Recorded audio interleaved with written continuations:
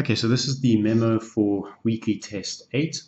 And the first question was Profanopoulous for that was a Diels-Alder reaction, paracyclic reaction between chloroathene and cyclopentadiene. So when we draw that out,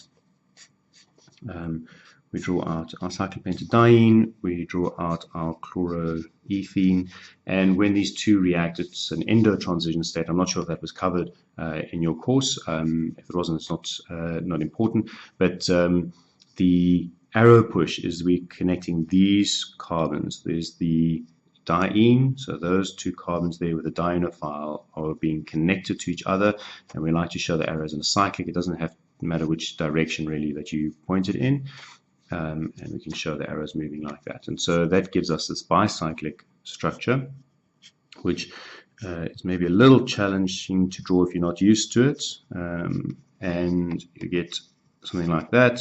There's the double bond from where that moved. There are the two new sigma bonds, and then the chlorine is over here pointing down. And then in the next step, there's follow treatment with sodium ethoxide, which is a strong base. It's going to deprotonate alpha to the chloro. It has to be, if it's an E2 elimination, they've got to be anti-periplanars. So it's a little bit awkward for this to get into this position, but the H is going to be opposite. Sorry, this is difficult to draw because it's in front of there, but it's the H on this carbon, and the ethoxide is going to pick up that proton and kick out the chlorine, and that gives us the product. So an E2 elimination over there.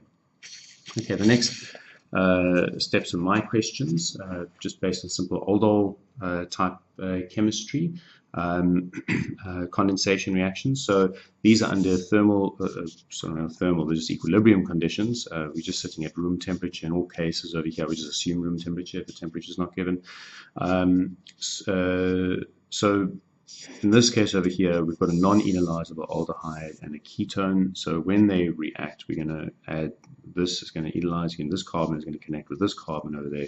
We're going to get the beta hydroxy alcohol, and then because we're not forming a specific enolate equivalent, the E1CB mechanism is going to take place and the elimination is going to occur. So we're going to get a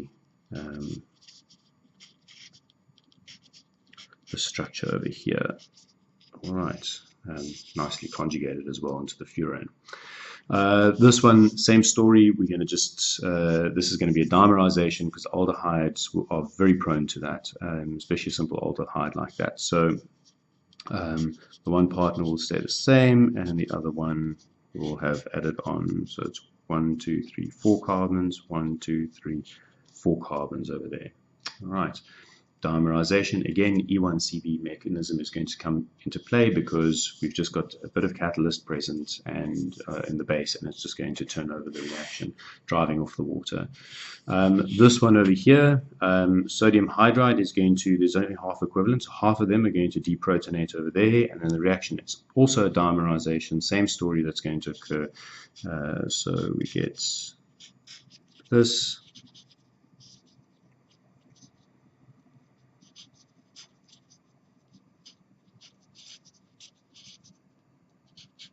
All right, there's another E1CB elimination that's occurring over there.